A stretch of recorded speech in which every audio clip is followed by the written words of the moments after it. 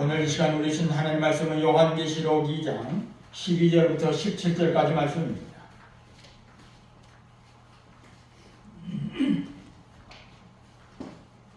오늘 이 시간 우리 주신 하나님의 말씀은 요한계시록 2장 12절부터 17절까지 말씀, 신약성경 400쪽에 있습니다.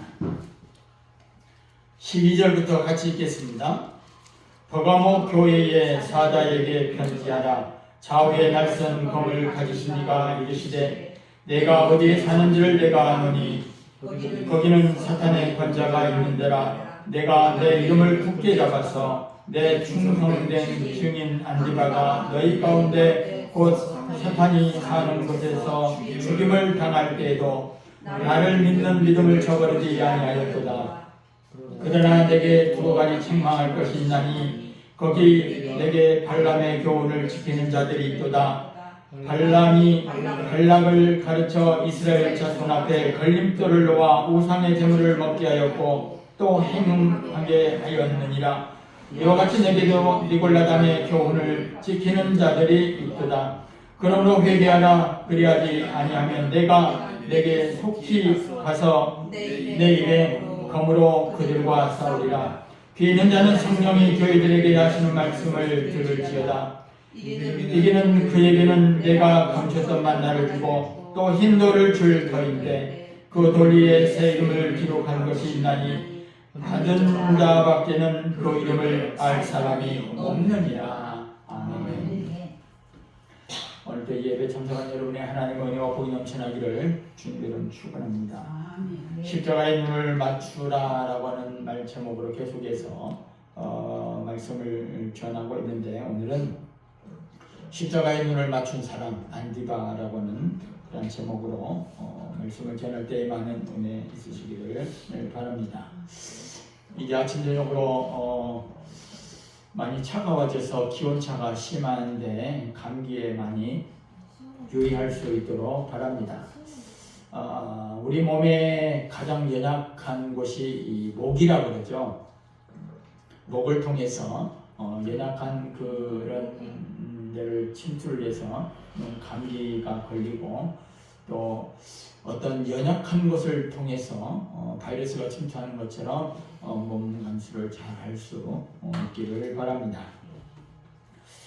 십자가의 눈을 맞추라라고 하는 것은 우리가 계속 믿음의 확고한 그런 신념 가운데 믿음을 가지고 늘 전진하는 것이고, 십자가의 눈을 맞추라고 하는 것은 표대를 향하여 나아가는 것임을 알 수가 있습니다. 오늘 본문에 등장하는 그런 내용을 보면 소아시아의 7교회에 에베소 교회, 서머나, 사대 빌라델비아, 두아디라, 오늘 등장하는 교회 중 하나가 이 버가모 교회입니다. 버가모 교회. 이 버가모는 요소화된 견고한 요새라는 그런 뜻을 담고 있습니다. 소아시아의 서쪽에 있는데, 쉽게 말하면 지금 튀르키예의 서쪽에 그런 있지요. 그래서 오늘날 터키의 베르가마의 그 지역에 해당이 되는데,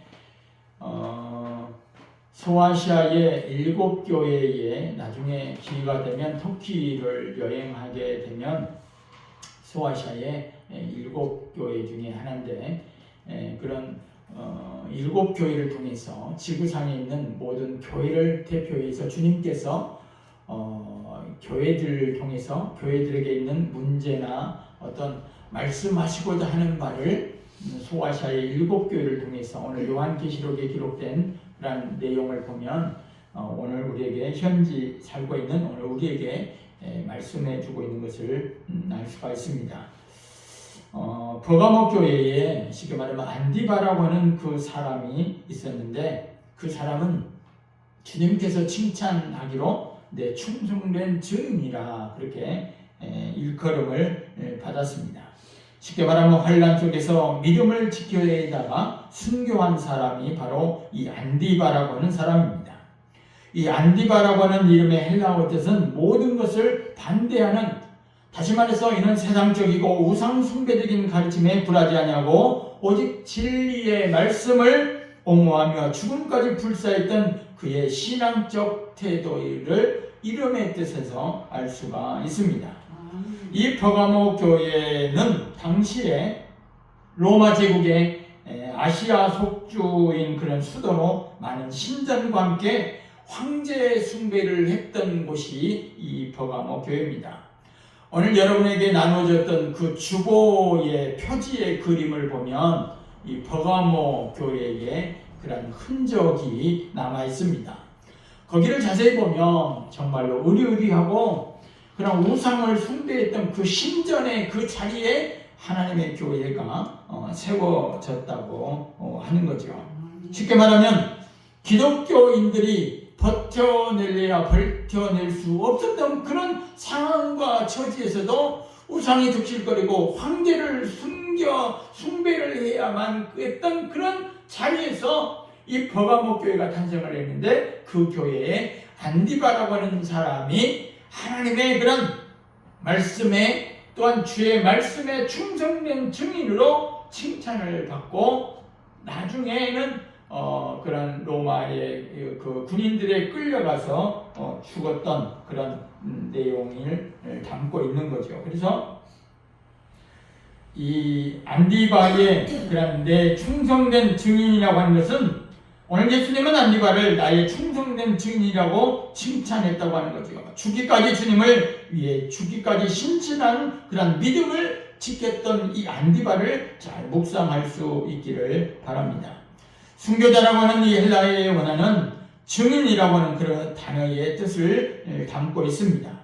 쉽게 말하면 주님을 향한 자신의 신앙을 증언하다가 생명을 잃은 인물이 바로 안디바라고 하는 거죠. 오늘날 우리도 죽음이 우리 앞에 다가왔을 때에 주님을 과연 배신하지 않을까? 배신할까? 배신하지 않을까? 글쎄요, 여러분과 저는 장담할 수가 없는데, 총뿌리를 겨눌 때에 부인하면 살고 그냥 인정하면 죽은 그때에 과연 그런 일들이 우리 앞에 있다면, 과연 우리도 이 안디바처럼 그런 증인의 삶을 살 수 있을까? 그런 의구심을 한번 던져봅니다. 이 퍼가모라고 하는 이 지역은 문화 발달하고 건축과 문화와 예술 교육과 의술이 모두 우상과 신접하게 되고 깊이 연관이 되어 있죠. 그러니까 우상을 숭배하고, 그런 우상을 숭배했던 그 중에 하나가 오늘 본문에 등장한 그런 발람의 교훈과 니골라당을 그렇게 쫓는 사람들이 있었다라고 하는 거죠. 발람의 교훈은 민수기 22장에 등장합니다. 발람이라고 하는 거짓 선지자가 있었어요. 근데 발락이라고 하는 모압 왕이 있었어요. 이 발락이라고 하는 모압 왕이 발람 선지자를 찾아와서, 이스라엘의 선지자 중에 이 발람인데 자기의 국민들을 생각하지 아니하고 이 발람 거짓 선지자에게 어떻게 하면은 이스라엘을 무너뜨릴까 묘책을 하나를 요청을 합니다. 그럴 때에 이 발람 거짓 선지자가 어떻게 하냐면, 모압의 이 여자들을 끌어다가 그 이스라엘에 쉽게 말하면 시집을 보내는 거예요. 시집을 보내서 그와 전적으로 이 이스라엘의 그런 남자들이 모압 여인과 결혼을 하게 만듭니다. 이런 전략을 써서 나중에 그 우상과 어떤 이방신을 섬겼던 이 모압 여자들이 이스라엘 남자들한테 시집을 가니까 이제는 그 문화가 자연적으로 이스라엘에게 스며들게 되는 거죠. 그래서 나중에 이스라엘 백성들이 우상을 섬기는 그런 전략을 이 모압 왕 발락이 그런 꾀를 발람 선지자로부터 얻어서 그 전략을 쓰게 됩니다. 이 전략이 먹혀들었어요. 그래서 이스라엘 백성들은 선택된 하나님의 백성인데 하나님만을 섬기고 하나님께만 경배해야 되는데 이것이 무너지게 되는 거죠. 그래서 이것이 바로 발람의 교훈이라 오늘 성경은 그렇게 기록을 합니다. 또 니골라당이라고 하는 것은 뭐냐면 거의 백성을 정복하다라고 하는 그런 뜻을 담고 있는데, 쉽게 말하면 니골라당은 쾌락주의에 빠진 영지주의의 하나에 소속한 그런 일파인데, 이 니골라당의 핵심은 뭐냐면 거룩한 것과 속된 것을 구별하지 않습니다. 쉽게 말하면, 요즘으로 말하면 구원파라고 할 수 있는데, 한 번 내가 거룩함을 받았으면 죽을 때까지 거룩하다는 거예요. 그러니까 실생활 속에서는 한 번 거룩하고 거룩한 구원을 받았으니까 이젠 실생활 가운데서 내 마음대로 그냥 살아도 된다라고 하는 그런 교리를 이렇게 퍼뜨리는 거예요. 그러니까 거룩한 것과 속된 것, 거룩한 것과 세상 것을 우리는 구별하며 살잖아요. 그런데 이 니골라당은 그것이 무슨 소용이 있느냐? 쉽게 말하면 거룩한 것과 속된 것의 구별을 없애버리고 세상과 교회의 차이를 알 수 없게 만들면서 세상과 이제는 타협하면서 살게 만드는 그런 당이 니골라당이다 하는 거죠. 지금 특검을 받고 있는 통일교의 한학자 총재가 있지요. 이 사람은 정치와 자기 어떤 종교와 같이 결합을 해서 정치를, 권력을 등에 업고 세상의 사람들을 흐릿하게 만들고 구별하지 못하게 만들고, 이래서 정치의 뇌물로 국회의원을 사서 돈을 주고 이런 것들을 다 그냥 혼합해서 자기의 뜻을 이루고자 하는 것들을 이루고자 하는 것, 이런 것들은 정말 나쁜 거지요. 이런 것들이 하나의 이런 형태인 것을 알 수가 있지요. 그래서 우리가 종교라고 하는 것은 어떤 거룩한 것이 사명이잖아요. 오늘 하나님의 말씀에 하나님이 거룩하니 너희도 거룩하라. 레위기 19장에서 그렇게 말씀하고 있잖아요. 하나님이 거룩하니 너희도 거룩하라 라고 하는 거죠. 그래서 오늘 십자가에 눈을 맞추라 라고 하는 이 상황 가운데 우리가 안디바를 볼 때에 이 사람은 순교를 당하면서까지 하나님 주님의 이름을 배반하지 않는 사람이었다 하는 거죠. 그런 전설이 있어요. 그런 썰이 있죠. 썰이. 쉽게 말하면 이 안디바는 이 버가모 교회의 성도였는데 사탄에 거한 곳에서 죽임을 당했다고 기록을 하고 있지요. 근데 이 안디바를 반대하는 자라는 이름처럼 우상숭배나 범죄와 세상 풍속의 비진리에 대해서 단호하게 반대하고 양심과 신앙의 정결을 지켰던 이 안디바는 버가모 교회의 젊은 평신도였죠. 그런데 어느 날 하루는 이 로마 군들이 버가모 교인 몇 명을 신전으로 끌고 가서 황제 숭배를 강요를 하게 됩니다. 그러나 끝내 굴복하지 않고 믿음과 주의 이름을 배반치 않자 그들 중에 안디바를 묶어놓고 그런 말을 합니다. 어떤 말을 하냐면, 야, 내 몸과 목숨은 내가 주님이라고 하는 예수님께 반을 주고 나머지 반은 세상을 다스리는 우리 주 가이사에게 바쳐라. 그렇게 하면서 톱으로 몸을 위에서 아래로 쭉 나누었다라고 하는 그런 전설이 있습니다. 쉽게 말하면 몸을 두 동강을 내서 잘라 죽였다고 하는 거죠. 결국 사탄에 대항하며 십자가를 붙들어 주님의 칭찬과 사랑을 받은 충성된 증인이요 승리자가 되었다라고 하는 것입니다. 오늘 안디바를 비롯해서 초대교회로부터 현대 이르기까지 많은 순교자들이 제물로 바쳐졌던 것을 알 수가 있습니다. 주님이 진정받으시는 순교자라고 하는 것은 죽었느냐 살았느냐에 있지 않고 주님을 사랑하며 자기를 부인하고 모든 힘을 다하여 충성을 다해 나가는 그런 그에게 큰 영광과 면류관이 되도록 순교의 기회를 주신 것도 주님의 뜻이라고 하는 것입니다. 순교자는 우연히 나오는 것이 아닙니다. 철저한 믿음과 사랑과 충성의 인내로 만들어지며 바쳐지는 것입니다. 제가 7, 8년 전에 체코의 프라를 갔던 기억이 있는데 거기에 가면 까르교라고 하는 그런 다리가 있습니다. 그러니까 체코의 프라성을 바라보는 그 건너편에 다리가 하나 있어요. 한 500m 된 것 같은데 거기에서 밤 야경을 보면 체코 프라하 성이 보입니다. 그런데 그 까를교라고 하는 그 다리에 보면 그때 당시에 성인 30명의 동상이 쫙 서 있습니다.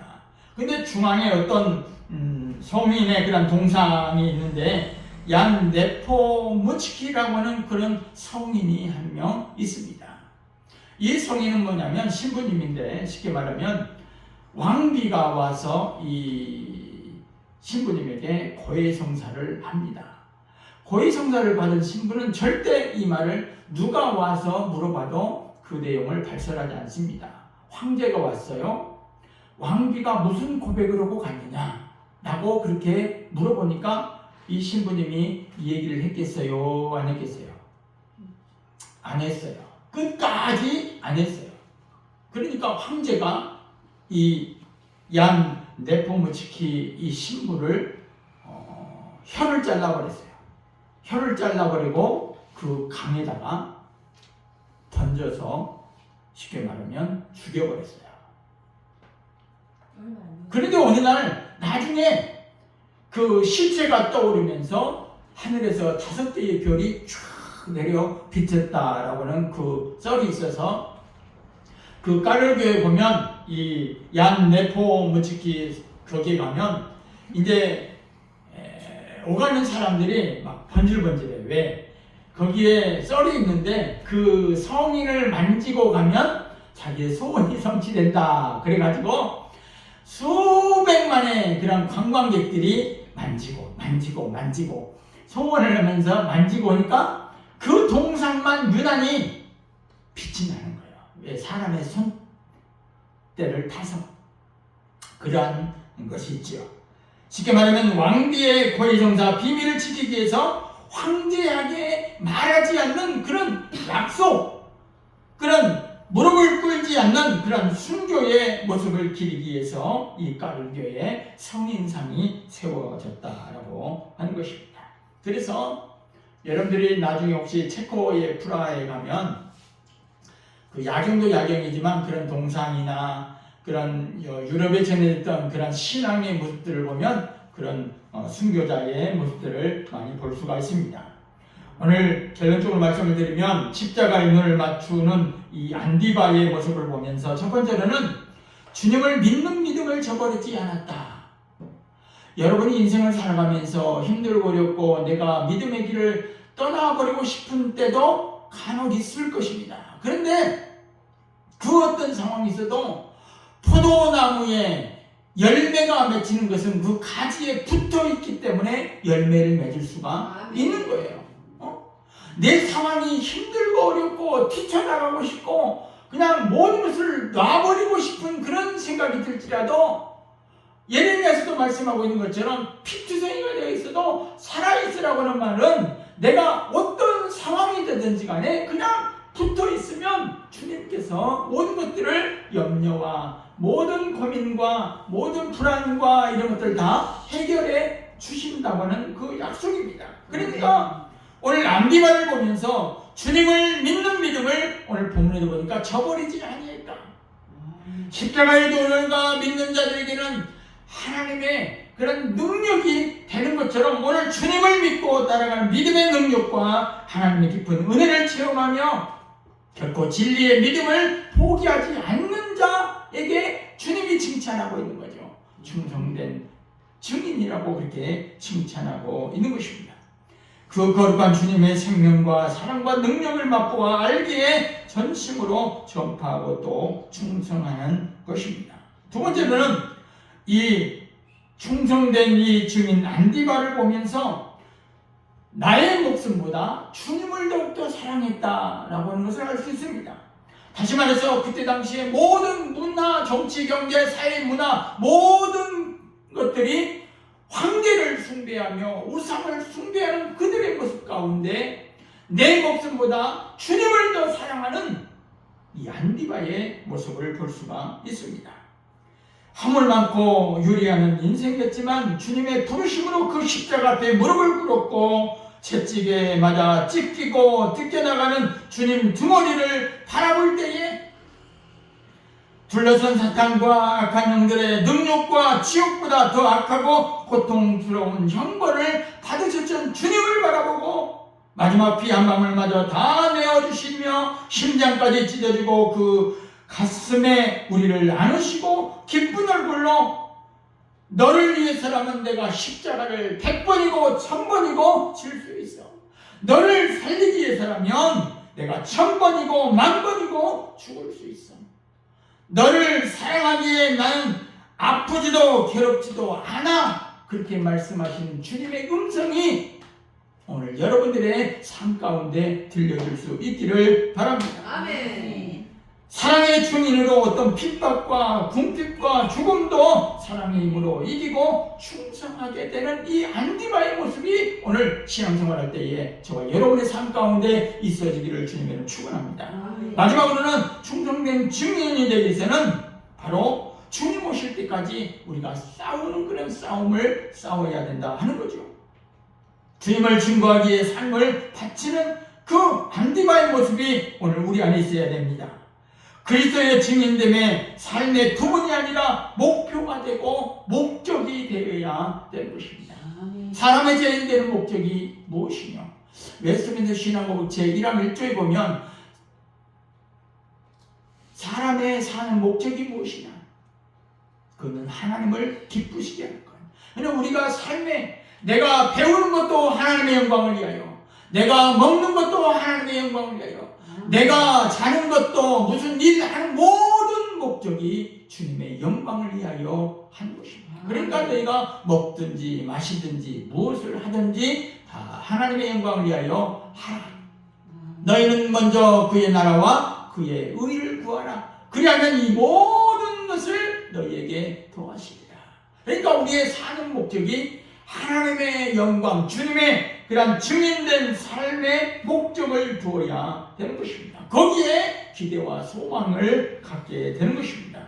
이런저런 거침없이 멈추지 않는 증인이 되어 환경도 인간관계도 유혹도 등에 극복하고 순교자의 자리에서 충성할 수가 있는 것입니다. 오늘 버가모 교회의 안디바를 한번 잘 생각해 보면서 오늘 우리 사랑하는 성도들이 믿음의 형제들이 충성을 가슴에 담기를 바랍니다. 우리의 인생의 모든 것은 70이요 감전하면 80이라고 그랬어요. 좀 더 살면 90.